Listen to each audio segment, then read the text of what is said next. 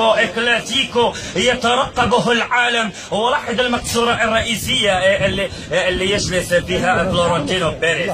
ونعود إلى المباراة، وصلت إلى الويس سواريز، يتقدم الويس سواريز.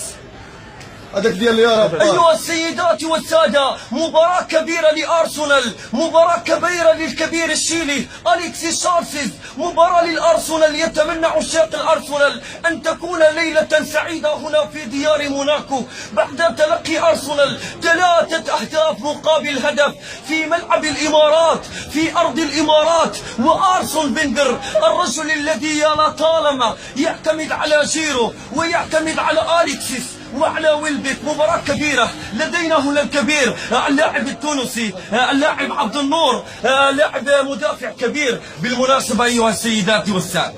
ولدينا هنا كبيرة، مباراة كبيرة ما بين ميلان وما بين الكبير اليوفنتوس هنا في إيطاليا بالضبط أيها السيدات والسادة. ولدينا هنا في المقصورة الرئيسية رئيس النادي ماسيمو ميليانو أليجري. يا سلام، نتائج سلبية مع نادي ميلان، لكن نتائج إيجابية مع نادي اليوفنتوس. فوزا على بروسيا دورتموند خارج بروسيا دورتموند. يا لا من كرة، ويا لا من إثارة، ويا لا من متعة، يا لا من ملتقى الجزائري رهيب وعجيب. لا يا مجيد، عود لمكانك يا مجيد، حذر يا مجيد.